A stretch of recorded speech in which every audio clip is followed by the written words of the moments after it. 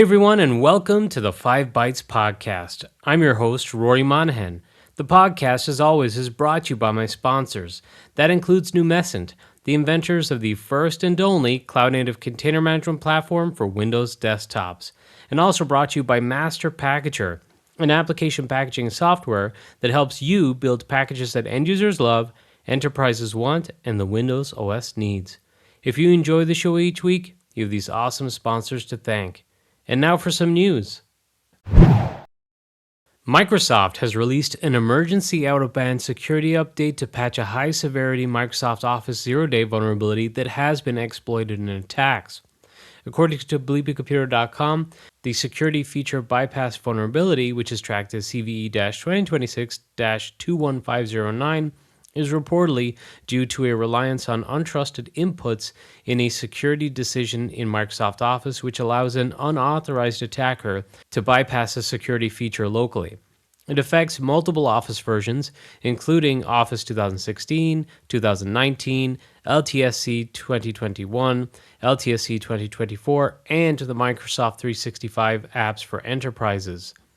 It appears the vulnerability can be used in low-complexity attacks, but may require some user interaction, at least from the way that I'm reading this, which is a little bit contradictory because it is unauthorized, but it does require some sort of user interaction. I guess that doesn't necessarily mean it requires them to authenticate, though. At the time of recording this episode, it looks like patches are now available for the affected versions, including Office 2016 and 2019, which initially did not have a patch available at the time that this story started to break. So the good news is there are patches available. If you can't patch for some reason, there's also a manual registry workaround that you could check out, and I'll share a link to this article if you want to check that out for yourself, and you'll find that at 5bytespodcast.com with episode 424. Last Thursday, Microsoft confirmed an outage at 11:37 a.m. Pacific time, reportedly that included Outlook, Defender, Purview, and some other services in North America specifically. It was said to take several hours to resolve the outage, which was reported by many people and triggered hundreds of alerts in Down Detector. And I know it was going kind of viral on social media, and anyone who was working with US colleagues on Teams, you probably had a quiet few hours there. But luckily, it did get resolved, but it did seem to linger for quite some time.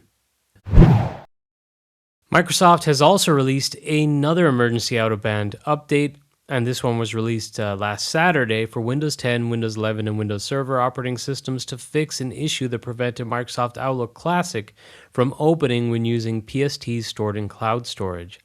Reports of issues started rolling in after the January updates, so if you did have problems with PST files stored on the likes of OneDrive or Dropbox, you should look into this out-of-band patch. BleepyComputer.com reported that Microsoft is investigating reports that some Windows 11 devices are failing to boot with an unmountable _boot volume error after installing the January Windows updates. The issue affects Windows 11 version 25H2 and all editions of Windows 11 version 24H2 after installing KB 5074109, and according to Microsoft, some customers have reported that their systems failed to start and display a stop error during boot. Microsoft says that the reported systems are unable to boot into Windows and requires manual recovery efforts to boot again. Only physical devices are reported as impacted by the bug, with no virtual machines reported so far, and it is alleged that it is affecting just a limited number of people. Microsoft is asking affected users and administrators to submit feedback via the Feedback Hub app and said they are investigating whether the behavior is linked to a Windows update. Microsoft is asking affected users and administrators to submit feedback via the Feedback Hub app. They've said they are continuing to investigate and will share further details and document when more information is confirmed. A new malicious campaign that mixes the click-fix method with fake CAPTCHAs and assigned Microsoft Application Virtualization or AppV script, namely the sync appv publishing server.vbs script, to deliver info-stealing malware has been reported by bleepycomputer.com. Now, I've reported on a similar utilization of AppV scripts to exploit vulnerabilities in the past, so this is not the first instance of this. The good news here is, at least in my opinion, there are quite a few hoops they have to get people to jump through to attack via this attack path. And to defend against these attacks, researchers are proposing that you should restrict access to the Windows Run dialog via group policy, remove AppV components if not needed, and enable PowerShell logging and monitoring outbound connections for mismatches between the HTTP host header or TLS SNI and the destination IP. Also, Microsoft previously said that while they won't be actively developing AppV going forward, the client is no longer deprecated and may receive security fixes, so maybe this loose end that's being exploited will be tied. The bad news, however, is I'm not sure how high a priority this will be to fix, and it is suggested that these attacks were detected already, so they are occurring currently. So regardless of the hoops that people have to jump through, this is being exploited already. So I guess a heads up and a word of warning. Hopefully Microsoft is able to step in and help solidify and protect against this. In a follow-up to a previous story I covered on the podcast, the SoundCloud breach reportedly affects as many as 29.8 million SoundCloud user accounts. After the breach, bleepingcomputer.com learned that the Shiny Hunters extortion gang was responsible for the attack, with sources saying that the threat group was also attempting to extort SoundCloud. This was confirmed by SoundCloud in a January 15th update, which said the threat actors had, quote, made demands and deployed email flooding tactics to harass users, employees, and partners, end quote. So I guess if you use SoundCloud, heads up, there may be someone that has your information, and it's a good idea to rotate your password and obviously use secure passwords as well. Don't reuse passwords, people. Shiny Hunters, the group just mentioned in regards to the SoundCloud breach, have reportedly claimed responsibility for a wave of ongoing voice phishing attacks targeting single sign-on accounts at Okta, Microsoft, and Google, enabling threat actors to breach corporate SaaS platforms and steal company data for extortion. In these attacks, threat actors impersonate IT support and call employees, tricking them into entering their credentials and multi-factor authentication codes on phishing sites that impersonate company login portals. Bleepingcomputer.com reports that once compromised, the attackers gain access to the victim's SSO account, which can provide access to other connected enterprise applications and services.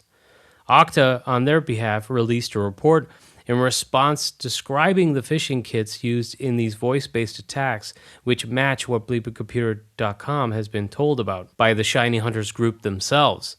And according to Okta, the phishing kits include a web-based control panel that allows attackers to dynamically change what a victim sees on a phishing site while speaking to them on the phone. This allows threat actors to guide victims through each step of the login and MFA authentication process. If the attackers enter stolen credentials into the real service and are prompted for MFA, they could display new dialog boxes on the phishing site in real time to instruct a victim to approve a push notification, enter a code, or perform other authentication steps. So pretty clever.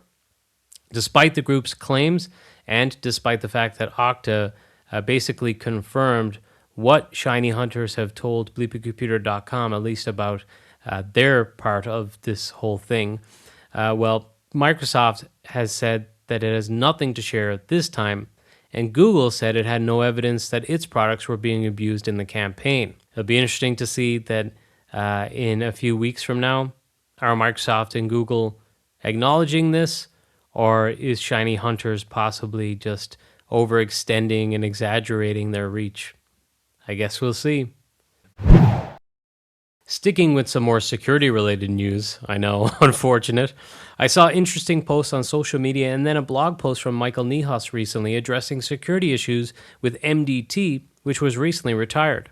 Michael claims the recent retirement of MDT is due to Microsoft being unwilling to fix the security issue.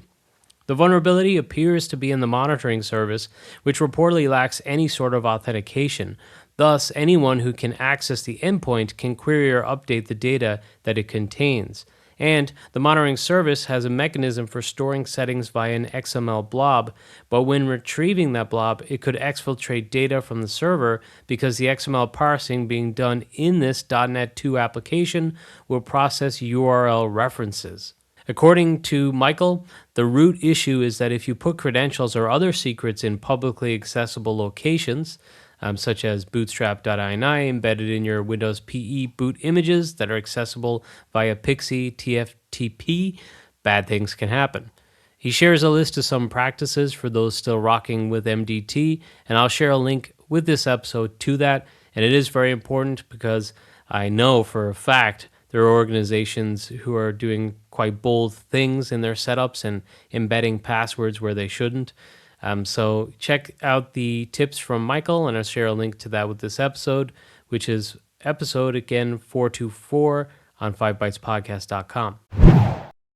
TechCrunch.com recently reported that Microsoft provided the FBI with the Bitlocker recovery keys to unlock encrypted data on the hard drive of 3 laptops as part of a federal investigation. The case involved several people suspected of fraud related to the Pandemic Unemployment Assistance Program in Guam, which is a U.S. island in the Pacific. Local news outlet Pacific Daily News covered the case last year, reporting that a warrant had been served to Microsoft in relation to the suspects' hard drives. Candid News, another local Guam news outlet, also reported in October that the FBI requested a warrant 6 months after seizing the 3 laptops encrypted with Bitlocker. A spokesperson for Microsoft did not immediately respond to a request for comment by TechCrunch.com, and Microsoft told Forbes that the company sometimes does provide Bitlocker recovery keys to authorities, having received an average of 20 such requests per year. TechCrunch.com suggests that since Bitlocker encryption keys can be stored in Azure, Microsoft can access these keys, and of course that means they can provide them to authorities. Which, yeah, it's really interesting because obviously there's been a lot in the news around data sovereignty, particularly for Europe with just the geopolitical situation at the moment. And a lot of organizations over here will have Bitlocker encryption on, and it'll be storing those perhaps with their Entra ID device registration or what have you. So, of course, the Cloud Act means that even if the data is being stored within data centers in Europe, if a U.S. company is the provider, then the U.S. authorities can get those keys from, or force really, the likes of Microsoft to provide those keys. So this is another area where it may have serious implications for organizations outside the U.S. as well. Of course, there was the infamous story many years ago now where authorities from the U.S. Fought with Microsoft to get some data stored in a Dublin data center from someone's email, and then eventually it seemed like they had to succumb to the U.S. authorities, though they did put up a fight, and now it doesn't seem like there's much of a fight being put up, at least just that's the way it appears. Interesting times.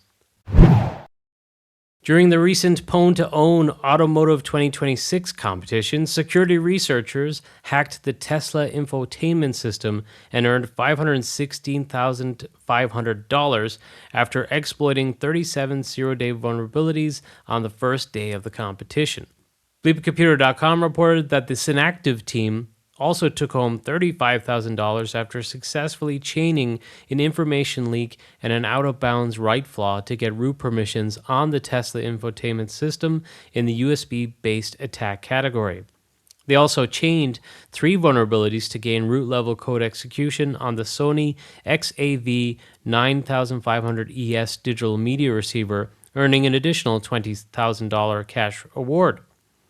There was even more money claimed and vulnerabilities exploited over the course of the event, so expect to see those revealed in the next 90 days, I would guess. The usual 90-day window for these to be patched before they're made public. Granted, they may not actually be covered on this podcast since this competition focused specifically on the automotive industry. So probably not going to be enterprise related, but hey, maybe some will be. We'll see.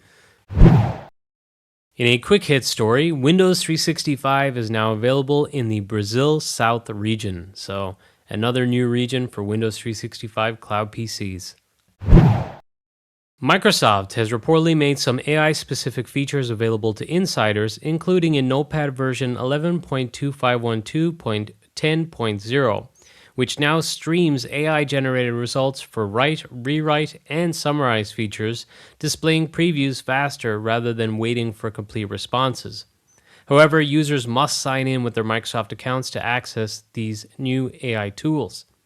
Paint version 11.2512.191.0 has also added a coloring book feature that uses AI to generate coloring pages from custom text prompts, offering multiple options users can add to the canvas, copy, or save.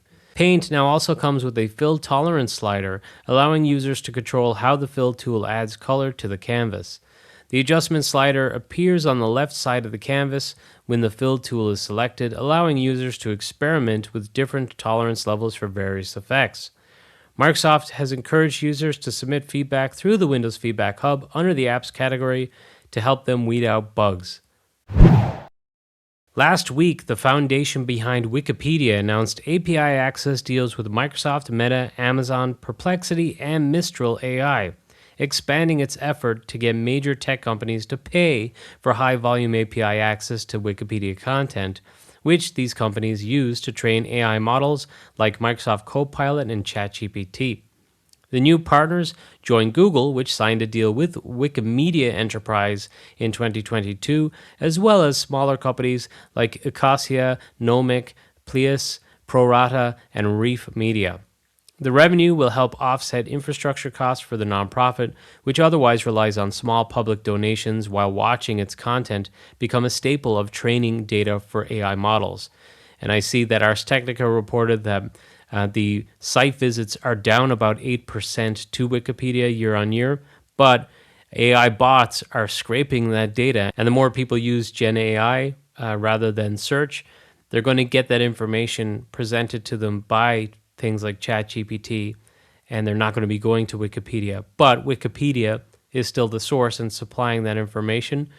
So I think it's only right that these deals are being signed. Google has announced that Gemini, its AI model, can now find the best times to meet in Google Calendar. NewWin.net reports that this web-only for now feature is rolling out for Google Workspace subscribers on the Business Standard and Plus, Enterprise Standard and Plus, and the Google AI Pro for Education add-ons. The update is available now for those on rapid release domains, while accounts on scheduled release domains will see a gradual rollout starting on February 2nd. So I think this is a really good use of AI, but at the same time, I don't know how I feel about giving AI access to that kind of information about my calendar and knowing where I am, what I'm doing all the time. It's one thing to help rewrite or write something in a document. I don't know about email. There's some sensitive stuff in there I'm not sure about exposing to Gen AI. That's just my opinion. NeoWin.net has reported that OpenAI announced Prism, an AI-native workspace designed for scientific writing and collaboration.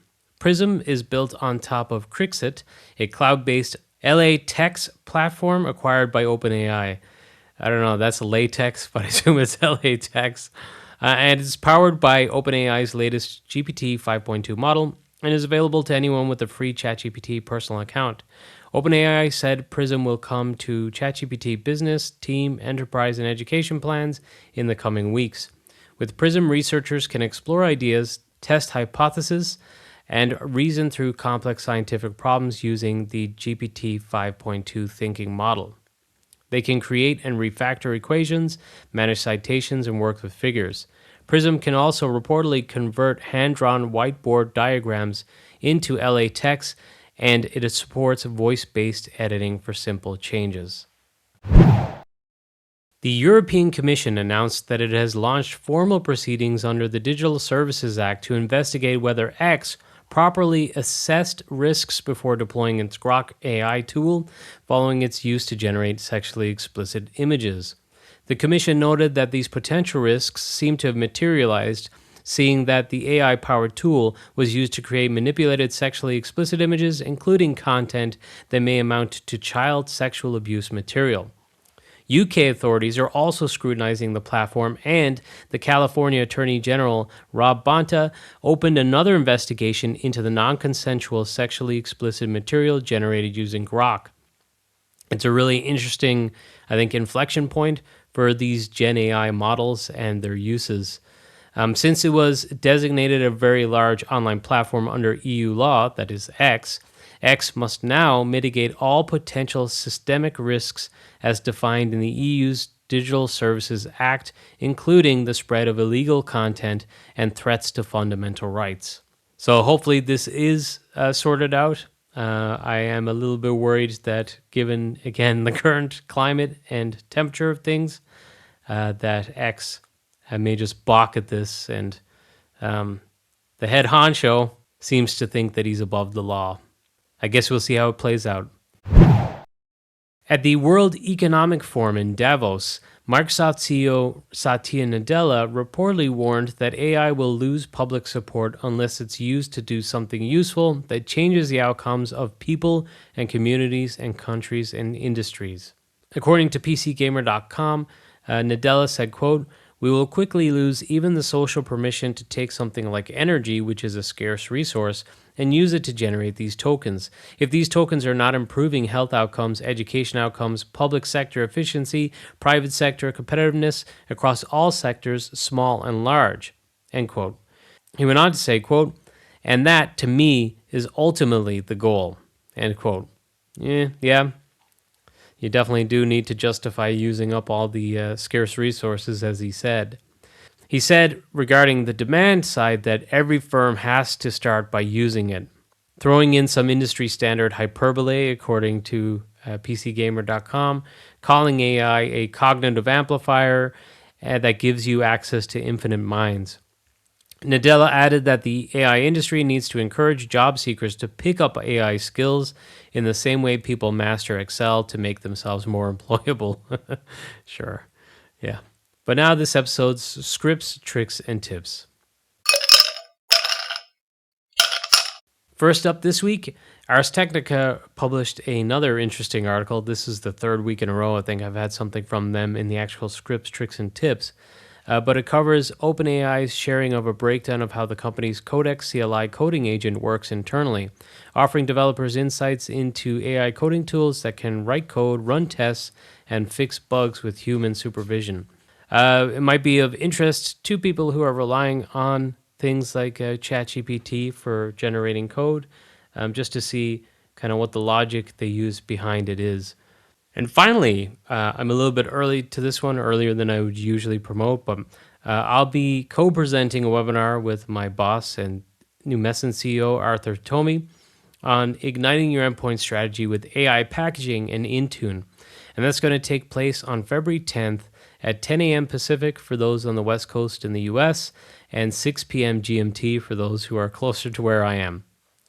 And I'll share a link if you want to register for that webinar with this episode, which you'll find at 5bytespodcast.com, or you can find a link to it in the YouTube description for this episode. But thank you so much for listening.